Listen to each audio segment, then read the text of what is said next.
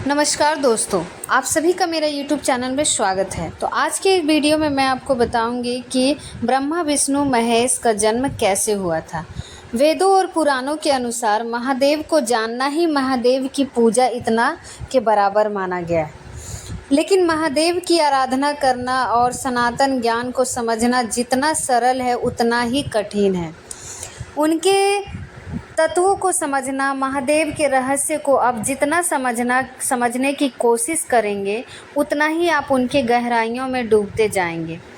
हमारे सनातन धर्म में त्रिमूर्ति यानी कि ब्रह्मा विष्णु महेश को ही सबसे ऊपर माना गया है और उन्हीं से यह ब्रह्मांड चला है। लेकिन बहुत ही कम लोग जानते हैं कि इन त्रिमूर्तियों में से ऊपर कोई भी जिन्स या पूरी सृष्टि चलती है। सृष्टि में ऐसे कई सारे ब्रह्मांड हैं और हर ब्रह्मांड में अपने अपने त्रिदेव हैं, जो आज के इस वीडियो में हम जानेंगे कि आखिरकार वो कौन हैं जो इन त्रिमूर्तियों से भी ऊपर हैं, और जानेंगे कि ईश्वर भगवान और देवता के बीच में क्या अंतर होता है। वैसे तो देवों के आदि देव केवल शिव को ही बाढ़ जाता है, क्योंकि वही स्वयं शंभु है। लेकिन कोई नारायण को पार ब्रह्मा मानता है तो कोई आदि शक्ति को, लेकिन ज़्यादातर शिव भगवान को ही नौगुण और ब्रह्मा माना जाता है। यहाँ हमें आपसे मतभेद को छोड़कर सनातन शास्त्रों की जटिलता को समझना जरूरी है, और इसके लिए हमें ईश्वर भगवान और देवता में क्या अंतर है ये जानना बहुत ही ज़रूरी है। क्योंकि हम ईश्वर भगवान और देवता को एक ही समाज मानते हैं, जो कि गलत है। ईश्वर वह है जो निरांकर है, जिनका कोई रूप नहीं है, जो दिखते नहीं हैं, उन्हें केवल महसूस ही किया जा सकता है। हमारी ऋषि मुनियों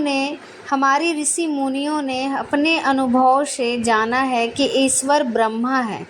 ब्रह्मा यानी कि ब्रह्मा जी नहीं, बल्कि वो सर्वोच्च शक्ति जो उत्पत्ति, पालनपुर और विनाश करती है। वह ना ही स्त्री है ना ही पुरुष है, वो सिर्फ ब्रह्मा है। वो नहीं भगवान है और ना ही देवी है, यह देवता है। ना ही ब्रह्मा विष्णु महेश है, वह सिर्फ और सिर्फ ब्रह्मा है।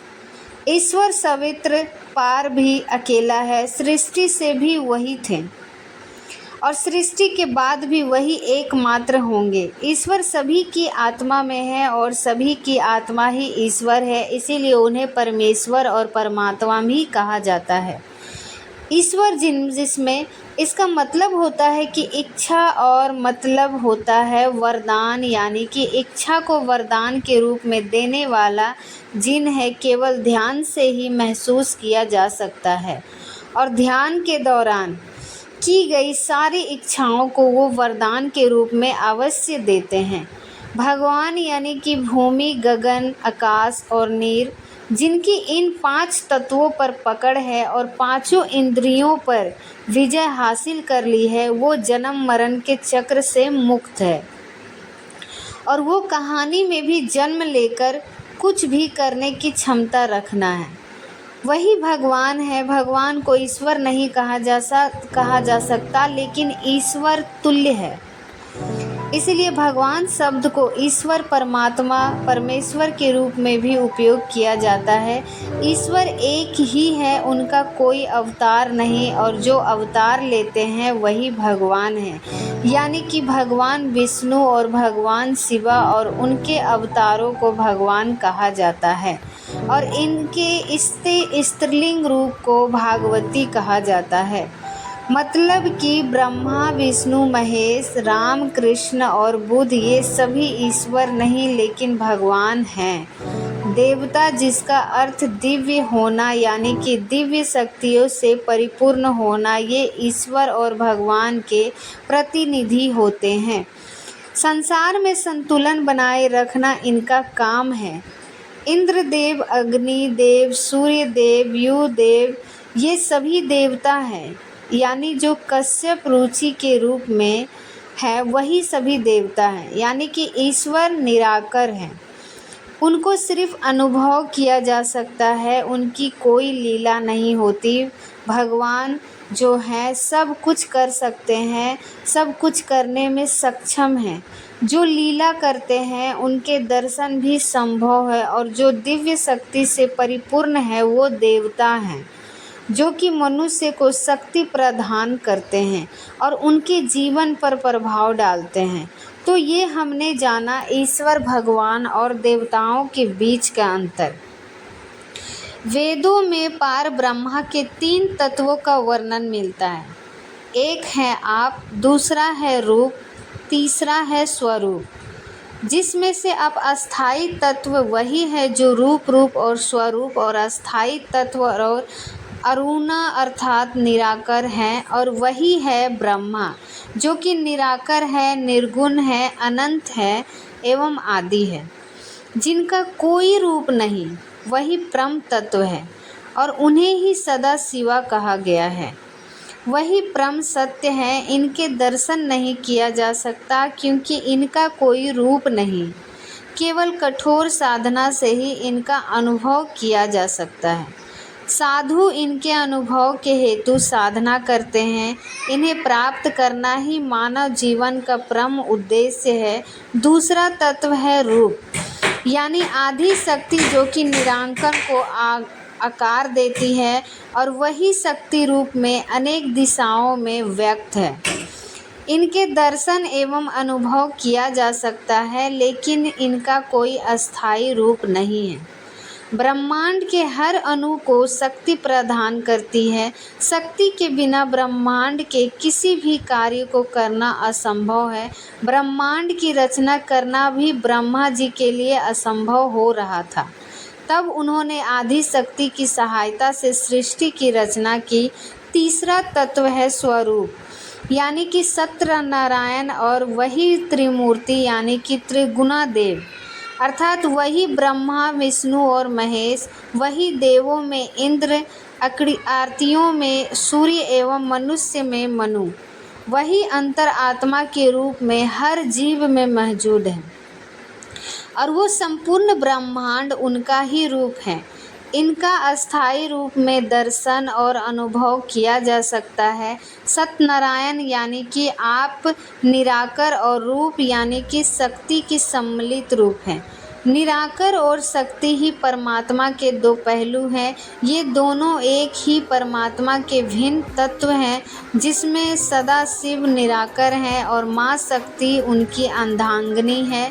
निरांकन शांत एवं स्थिर, तो वही शक्ति है चंचल और स्थिर है। इसी विशाल और अनंत निरांकर में शक्ति बंधी हुई है। जैसे कि हमने आगे बताया है कि सनातन ज्ञान को समझना जितना सरल है उतना ही कठिन है। इनके गण तत्वों को समझना, प्रत्येक कप में निराकर सदाशिव ने ही आकर धारण किया है।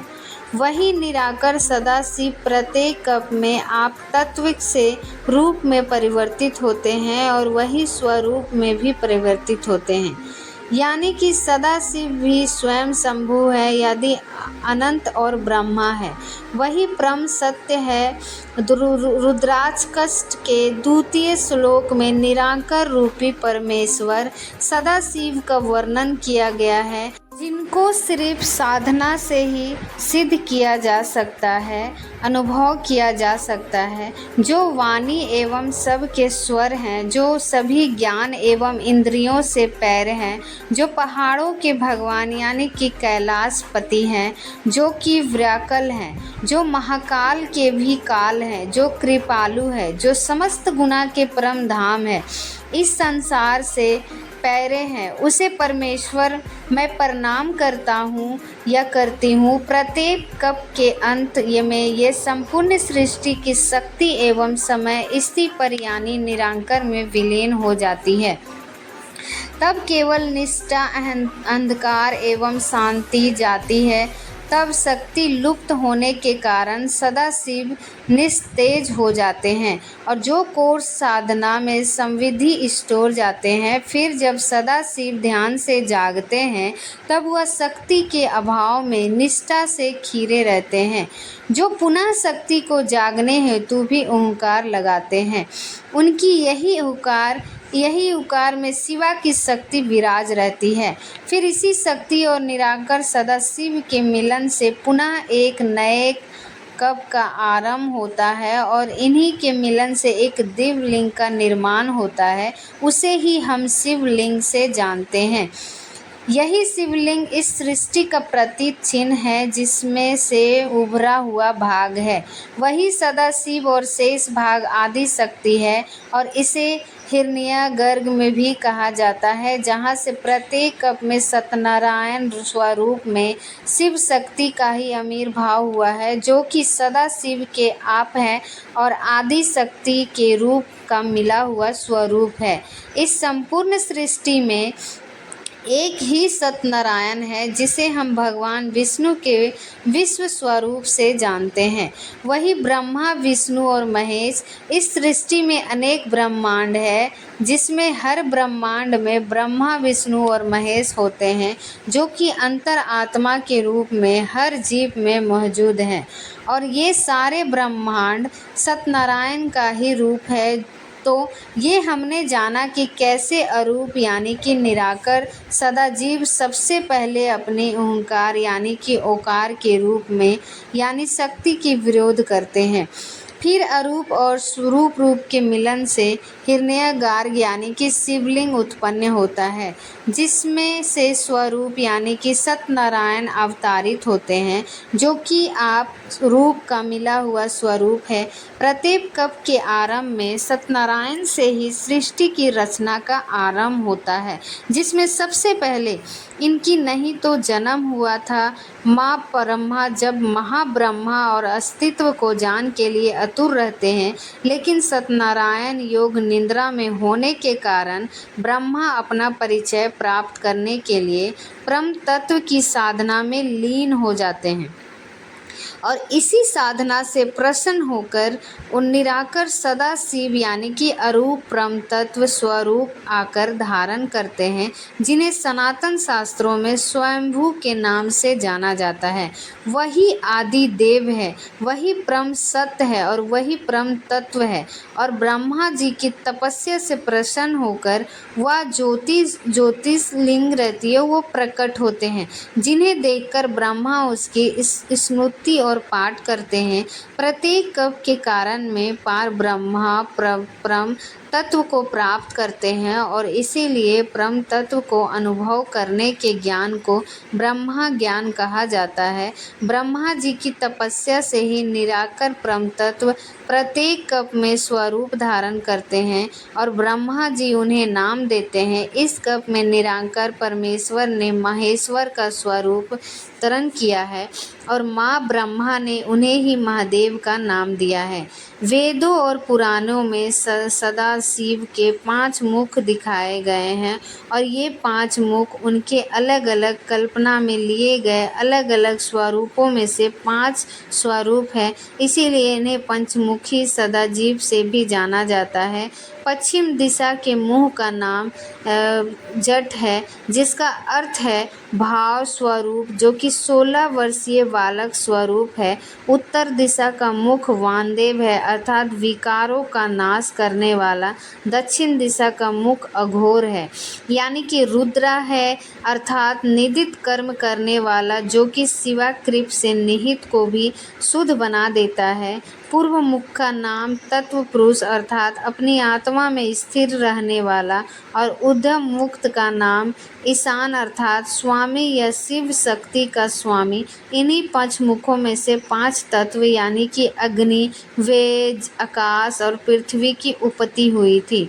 श्वेत लोहित कप में सदाजीव पर ब्रह्मा ने माँ ब्रह्मा जी को अपने पहले स्वरूप सदियों जल रूप में दर्शन किए और सदियों जग मंत्र देकर ब्रह्मा जी को सृष्टि रचना के योग्य बनाया। फिर रक्त नाम के कप में सदाजीव ने वामदेव रूप में ब्रह्मा जी को दर्शन दिए और ये स्वरूप ब्रह्मा जी के जीव सुलभ आज्ञा को हटाने और सृष्टि की रचना की शक्ति के लिए लिया गया था। फिर 21वें कल्प में सदाजीव पर ब्रह्मा ने माँ ब्रह्मा को तत्व पुरुष रूप में दर्शन दिए और उन्हें रुद्र गायत्री मंत्र दिया गया।